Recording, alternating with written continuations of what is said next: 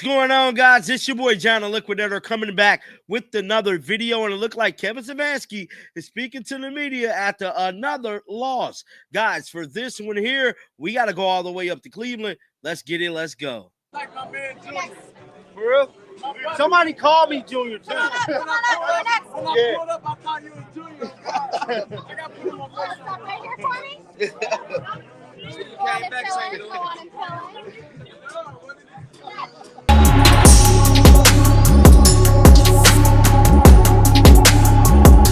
I am here to tell you, dog, Kevin Stefanski is back in the headlines, man, and it's for all of the wrong reasons. He's looking real spooky. A lot of people really want to see Shedeur Sanders in there at quarterback. Will we see him? As of right now, I just don't know. I can't yay or nay us saying Shedeur. One thing I can tell you is that whenever Shedeur get his chance to go, he's going to be ready. I can almost guarantee you that. Now, Dillon Gabriel had his bout out. A lot of them flats, check down passes, that ain't going to cut it, man. Dillon Gabriel going to have to get bombs down the field, move the football at a high level. Can he do it? I don't believe he can. Man, it just is what it is. Now, Kevin Stefanski, like I stated, speaking to the media right now, and we finna pull up this footage. And, yeah, man, let me know y'all thoughts about this down in the comment section. Let's roll it. Football team, but for, a young player in that environment versus that defense to take care of the ball, make the plays he made, I thought was a lot of positives with plenty to clean up, and that's what he will do, and that's the mentality he has, is certainly to be a player that continues to get better week in and week out. And when you look at that last Vikings drive, the winning touchdown drive, what were the issues defensively that you saw? What could you have done differently? Yeah, obviously, give them credit, but we had a couple mistakes there, and guys played really, really, really well, and then kind of had one lapse there towards the end, and it cost us in that drive, which is disappointing. Our defense wants to be on the field in that moment, and I have no doubt that in the future we put them in that spot, they'll come through. Thanks. All right, next we will go to Dan. Hey, Kevin. I wanted to ask about that last drive, too. So I know you got asked about this yesterday with the timeouts. The first one specifically, would you have liked to have had that timeout called earlier? It felt like there were maybe 10 or 15 seconds that went off the clock before you called that. Yeah, obviously anything in those scenarios, Dan, I want to make sure I'm putting the team in a good spot. If there's things that we can improve, we will. Obviously, the mentality was try to keep some time on the other side of it, but we can definitely be better there. And then just with Quinshon yesterday, obviously his best game since you've gotten him here. But can you just talk a little bit about how he played yesterday, and when he plays like that, what does that do for your offense? Yeah, he's a tough out. He's kind of showing us and everybody the type of player he is. Have to remember that he got here late, and has continued to get better each and every game. He's a fiery competitor, and he had a bunch of plays there. Obviously had one called back for the holding, and I understand why that was called, but he continues to make hard yards when there's hard yards we made, and then when it's blocked clean, as it was a few times yesterday, you see that he does have the ability to go. So a young player, again, that will only get better each week. All right, next we go to Tony. All right, I actually have 7 questions. Hopefully some of them will be asked after my stint here. 2 quick ones for Kevin. Do you believe that the left tackle of the Vikings false started on that touchdown to win the game? Honestly, it doesn't matter. I understand the question, Tony. I thought it live, but it doesn't matter. Another question I have is, we've talked over the years of your head coaching job here, how you share input in game in hectic situations through the headphones. Do you believe you have too many voices in your ears in those hectic situations? I don't, Tony. I don't. I'm very comfortable with the group we have in game. Okay. Thank you. All right, next go to Ashley. Yeah, Kevin, I wanted to ask about your guys' second to last drive, the 3 and out. Just given the way the Vikings were stacking the box against you guys, watching that back, I guess what did you think of how you guys handled that? Yeah, obviously, Ashley getting to 4-minute drives, and the goal there is to stay on the field, get first downs, make the clock roll, and finish the game with the ball. Obviously, going 3 and out doesn't get it done. And when you look at that as a coach, you always immediately and also now think about different things that you can do. There's a ton of philosophies there, and what you're trying to do, who you're trying to play through.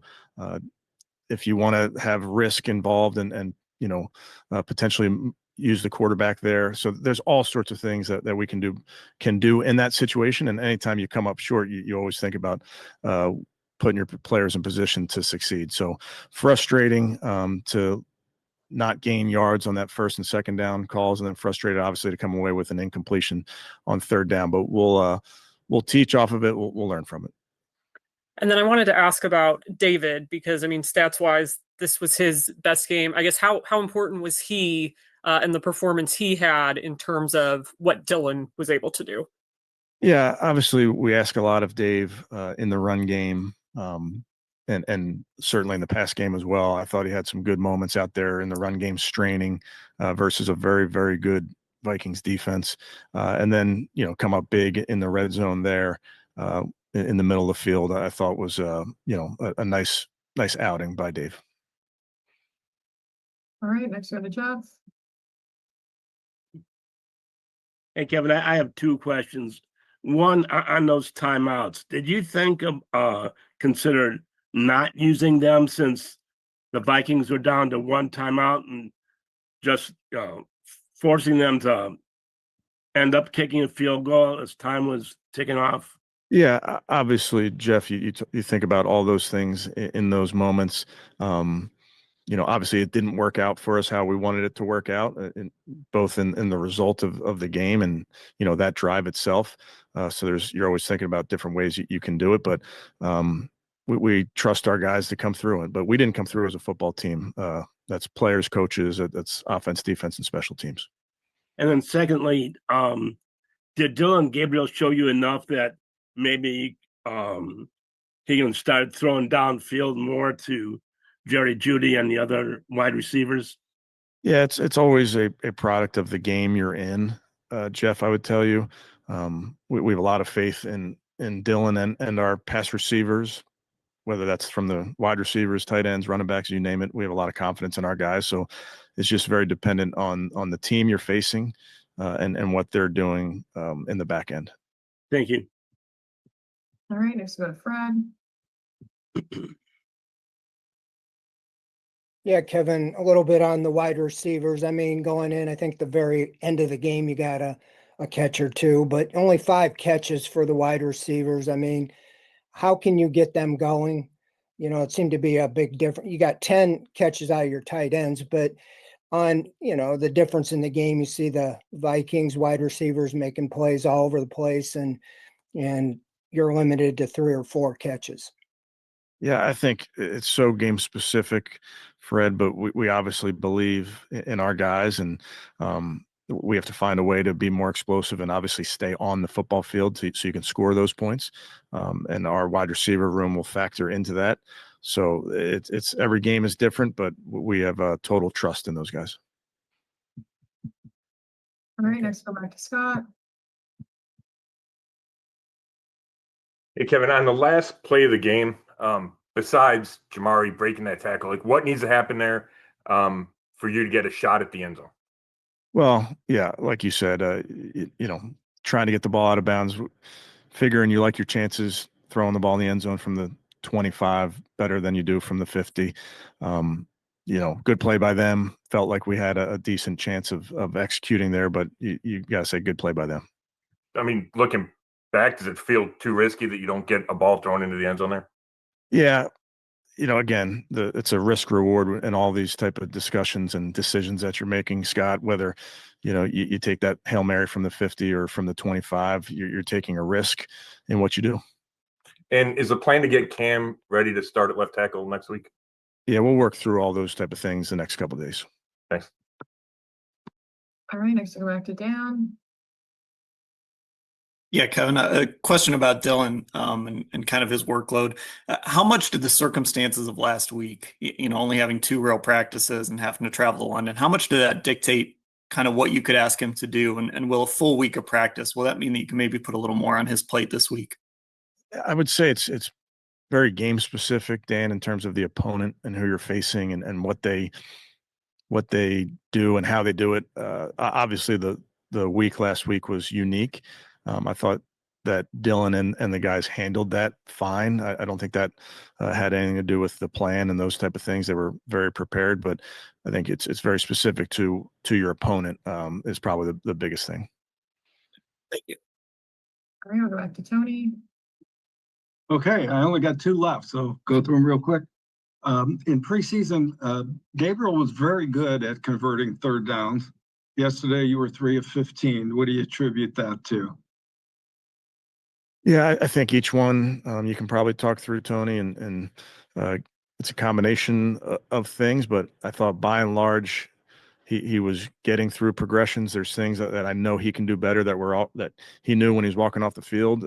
So he's got very good self-awareness in those type of things. But that was a very good pass defense that we were facing, both from a coverage and a pass rush standpoint.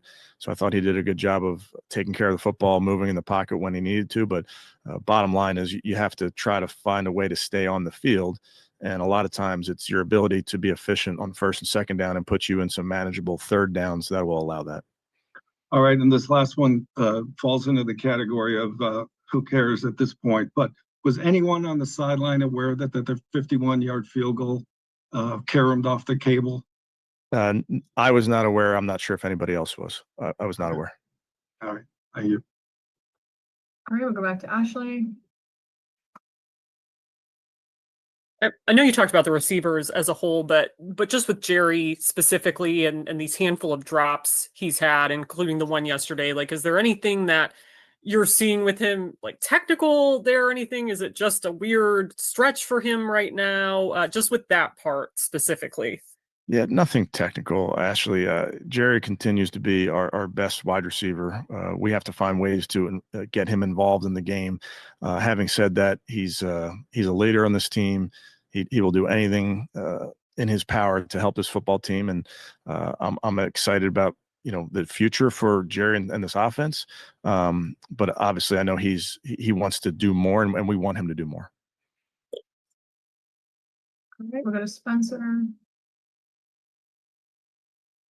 Well, Ashley took one of my questions, but I was also just going to ask, I know post-game you sort of talked about it with having Jerome in for that finals drive before the half for pretty much all those plays. Is that more so about just like experience where he's been in those situations more? Obviously, Quinshon's only played the 4 games to this point, and maybe trusting in pass protection a little bit as well?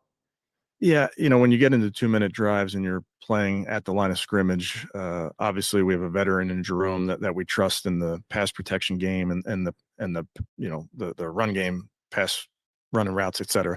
Quinshon will continue to grow in those areas, and then you're also trying to be mindful of Q's workload and making sure that he's fresh, for all 60 minutes. Thank you. Last one from Scott. Any injuries coming out of the game, Kevin? And how do you think Jack held up in his first game back? Yeah, some guys banged up, but feeling good about where they are to start the week out. And then I thought Jack held up real well, performed well in his first game back. Thanks. All right, that wraps us up. Thanks, Coach. Thanks, Okay, everyone. thank you guys.